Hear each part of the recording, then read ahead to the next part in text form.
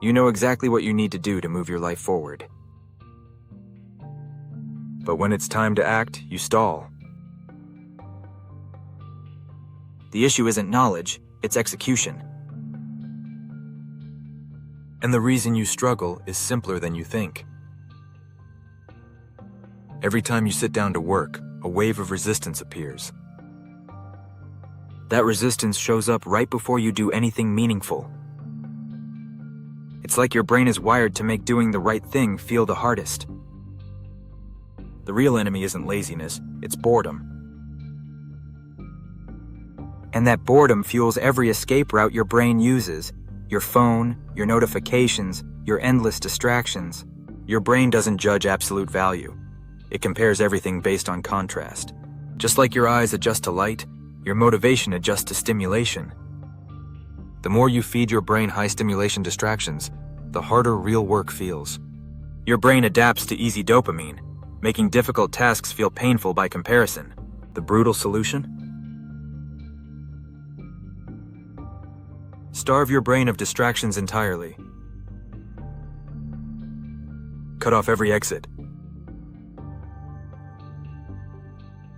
When distractions disappear, even boring tasks become the best available option. And that's exactly why boredom is both the problem and the cure. Because your brain operates on contrast, not logic. This is why it feels impossible to write an essay when Netflix is one click away. Or why it's painful to build your business when Instagram is sitting on your phone. You're not weak. You're not undisciplined. You've simply allowed your brain to calibrate around hyper-stimulating alternatives. But once you strip those alternatives away, everything changes instantly. Your brain hates feeling bored more than it hates doing hard things. When given only one option, even the work you've avoided suddenly feels engaging. And science backs this up completely. In a 2014 study published in Science, researchers placed students in an empty room. There was nothing to do. Except one thing. They could press a button that delivered an electric shock. A full 67% of men and 25% of women chose to shock themselves rather than sit in boredom. Some even shocked themselves multiple times. That's how desperate the human brain is to avoid pure boredom. It would rather feel pain than feel nothing.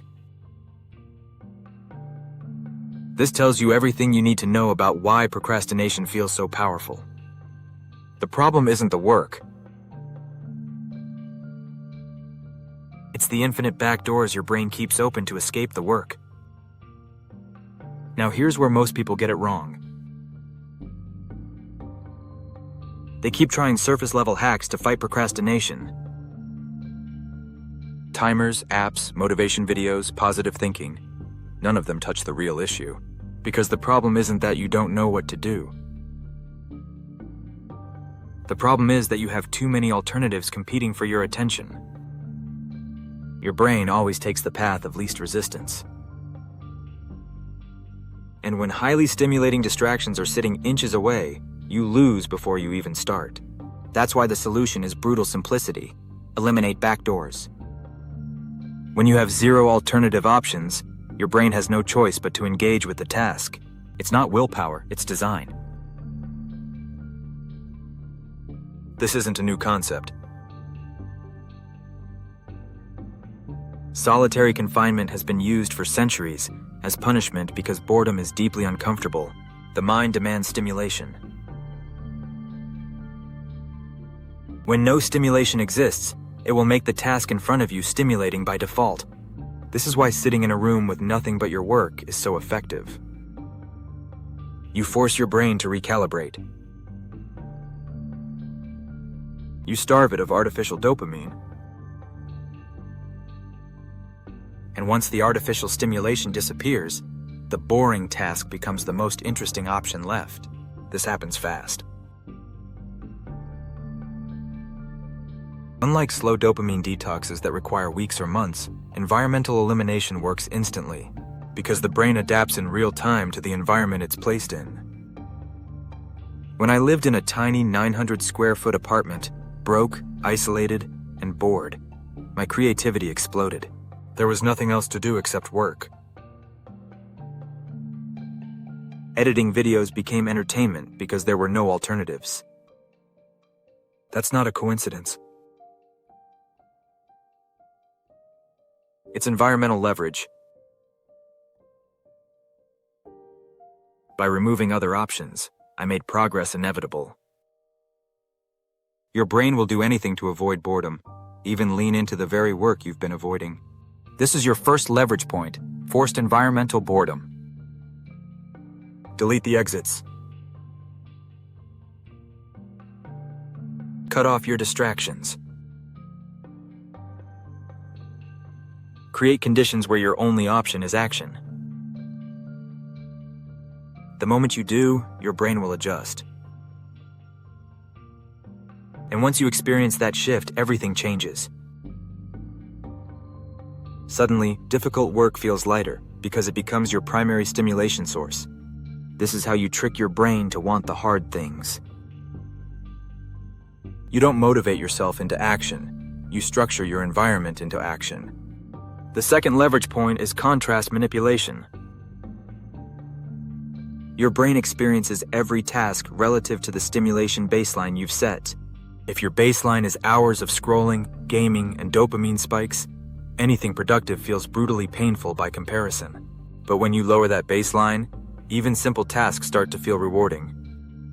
This is why boredom becomes your secret weapon.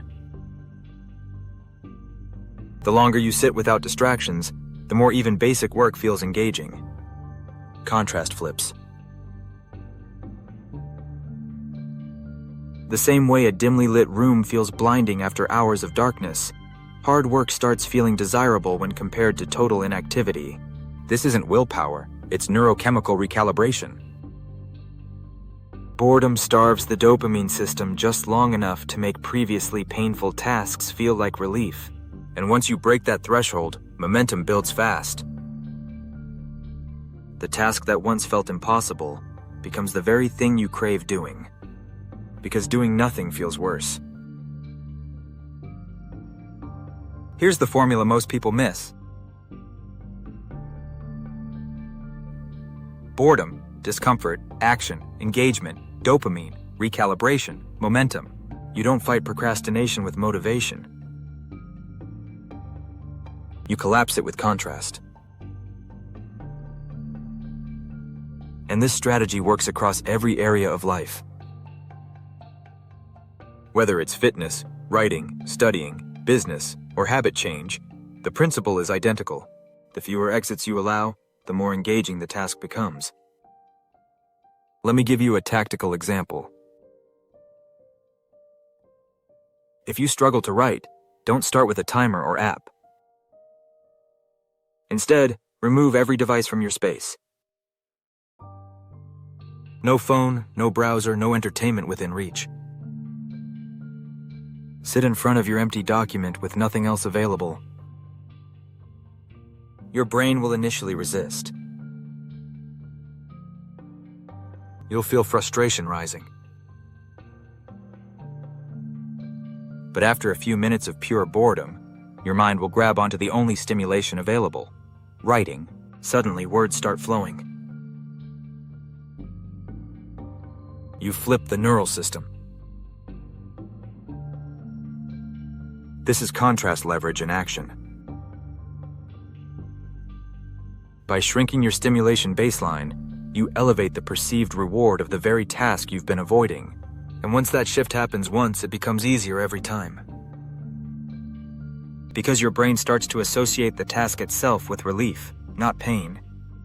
This is how you permanently retrain your motivational system. Now we introduce your permanent behavior reset. This isn't a hack. This is how high performers weaponize boredom into productivity. Step 1. Block stimulation. Before work, before you start any important task. Cut off every high dopamine behavior for at least 30 minutes. No scrolling. No video. No stimulation. This starves your system just enough to make the work feel naturally engaging once you begin. Step 2. Limit access to backdoors. Delete apps, block websites, physically move devices out of your workspace. Reduce the number of easy exits your brain can run to. Fewer options equals higher engagement. Step 3. Use the boredom trigger. Sit with nothing but the task in front of you. Don't attempt to motivate yourself. Let boredom become the pressure that drives you into action. Step 4. Start with micro-commitment. Commit to only 5 minutes of work. Once you begin, you trigger the Zeigarnik effect. Your brain becomes obsessed with unfinished tasks. What started as 5 minutes will turn into 30 without effort. Step 5. Stack wins daily. Every completed session adds evidence to your identity. I do hard things first. The more proof you collect, the faster identity rewires. Step 6. Protect your stimulation ceiling. Outside of work, control your entertainment consumption. The more you binge dopamine at night, the harder focus becomes tomorrow. Keep your dopamine ceiling low so hard work feels satisfying, not painful. Step 7. Use discomfort. Every day, intentionally step into small discomforts. Cold showers, difficult conversations, new skill reps. This trains your nervous system to normalize challenge instead of avoid it. Step 8. Build 24-hour recovery windows. If you slip, reset by tomorrow. Never allow failure to bleed into multiple days. Momentum is built through fast recovery, not perfection. This system is brutally effective because it aligns with how your brain naturally processes stimulation. You stop fighting your biology. You use it. The secret is never to wait for motivation. Motivation follows after action, not before. Every time you close a task loop, dopamine reinforces behavior. Every completed work session becomes easier than the last because your identity shifts into alignment. You don't need stronger willpower. You need cleaner input environments. You don't need to feel ready. You need to start starving distractions. When boredom becomes more painful than work, procrastination dies permanently. Now let's lock in your permanent identity shift.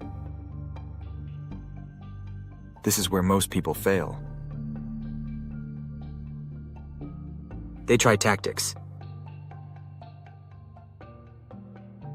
They apply hacks. But they never rewire identity. Your permanent shift happens when you stop seeing discipline as effort and start seeing it as who you are. You don't try to focus anymore. You simply act like someone who focuses. You don't push through discomfort. You operate as someone who normalizes discomfort. You don't fight procrastination. You behave like someone who finishes what matters. Identity leads behavior. Behavior reinforces identity. The loop feeds itself. Every controlled action you take becomes evidence.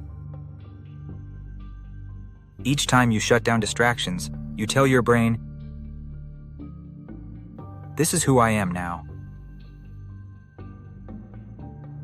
Each time you do deep work while bored, you reinforce, "I do the hard thing first." Each time you recover within 24 hours of failure, you install, "I don't collapse. I reset." The people who master this loop build permanent focus, discipline, and confidence, not because they're special, but because they've aligned their environment, actions, and identity. They don't chase motivation. They control inputs. They control behavior. And behavior rewires everything else. If you want to escape procrastination forever, you don't need more information. You need more proof. Proof builds belief. Belief locks identity. Identity runs behavior automatically. This is why the self-help shift model works. It's not about more hacks. It's about fewer decisions. Action, proof, identity, momentum, mastery. The fastest way to break procrastination is not thinking about why you procrastinate. It's shrinking every next action to something too small to resist. One door. One choice. No back doors. Your brain always seeks stimulation. Starve the distractions. Feed controlled action. Boredom will drive you to execute if you let it. The shift isn't complicated. The shift is brutal simplicity executed daily. You are one environment change away from permanent discipline. Start today.